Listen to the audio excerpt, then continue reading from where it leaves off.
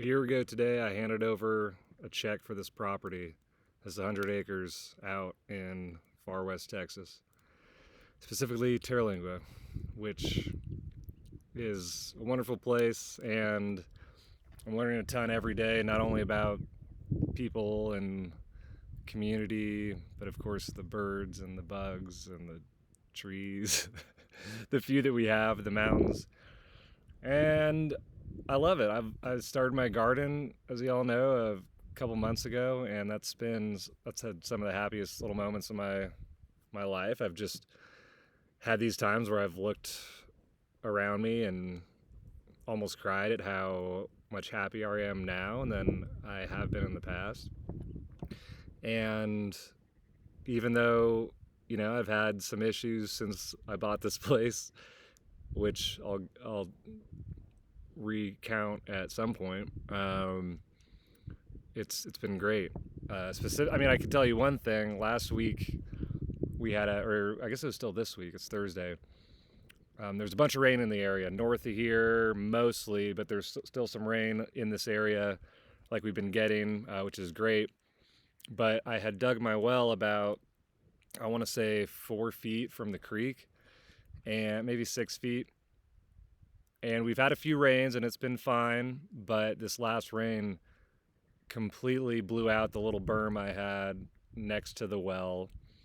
So when that happened, all this silty, sandy water began to fill up the borehole, essentially, the well hole. And now you don't know that it's a well. It was a well. And it was about 6 feet deep. A lot of digging, a lot of hard work, sweat, and probably a little bit of blood, and that hole is now just completely filled. But I did get all those big rocks out from before, so once I get all that other stuff out of there, it should be fine, and it's not going to be heavy. It's just a chore. I mean, it will be heavy, but it's not going to be backbreaking like some of those rocks were.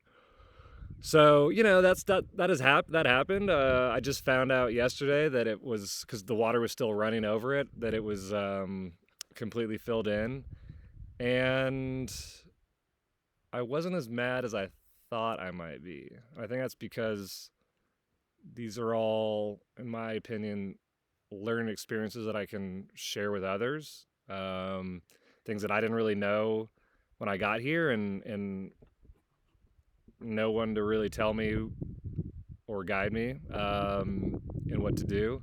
I did go look at other wells, and I noticed they were really far from the creek, and maybe I should have taken that into consideration. But I also thought that if I was close enough, I could dig down just a few feet. As I said, 6 to 10 feet is what I was hoping for, and hit water. And I did. I hit a foot of water, and it was standing there right in that little hole.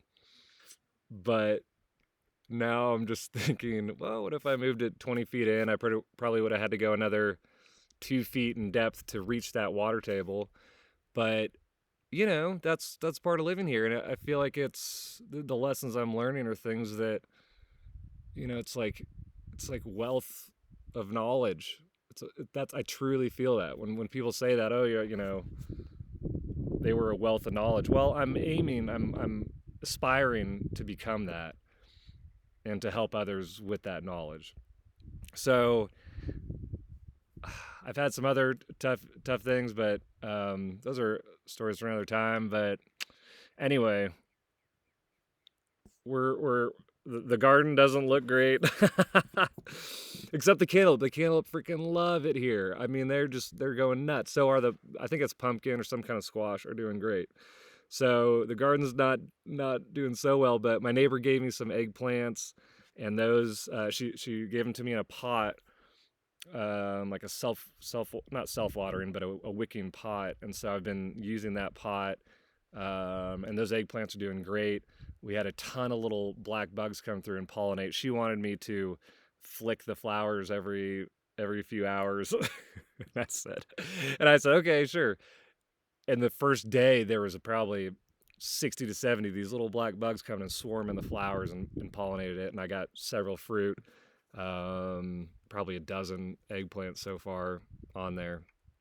So Thank you, Tess, so much. You're always so generous, but I didn't listen to you, and we still got some eggplants. So that was a good little win for the garden. She's the one who gave me a bunch of my tomato plants as well, which are producing. I put a few in my ratatouille last night, so that was great. But things are coming along. I was able to pump water out of the creek before it was super silty and running, so the water had kind of settled, and I pumped some water into my tanks by my camper. Well, they're not my tanks. My friend Peter's let me borrow them, but I've got some water, so that's been great. I haven't had to worry about. I haven't hauled water in, geez, 3 more, maybe 4 weeks. So that's been great because I've been able to focus on projects here, and the projects keep coming up, and that's how it is when you like old stuff, which I do. I like old things, and for example, my camper is from the '60s, and the door fell off recently. So anyway, we're getting there. It's summertime. It's June. Hot. A lot of people leave for the summer around here. The days that are over 100 are a little bit tough, but I still don't have AC, so I'm working on that. Once I have a little, AC unit in one of the campers, I think that'll really help me. But for now, it's just shade and coconut water, actually, which I think is kind of funny because there's no coconut trees anywhere in sight. But I harvested mesquite today. I'll do a video on that about the mesquite pods. Really excited to start making some beverages with that. A lot of people think, oh, people grind it in a meal and make a little cake, and you can do that, and I'm going to do that. But I saw some guy make a mesquite syrup. I thought, oh, that's a good idea, because then you could dilute and carbonate the syrup or do a light fermentation on it. So really excited about that. I picked about maybe 3 gallons today. So that's coming up, and you got to be quick from what I hear. A lot of the animals love the mesquite, and I have hundreds of trees. I tried to feed them to the pigs. They didn't seem to go nuts. They ate it, but there was dozens of pods lying around, and I was kind of encouraging them to go ahead and eat some, but they didn't. And here they are oinking away, trying to come back. The restaurants are still putting out scraps, so that's good.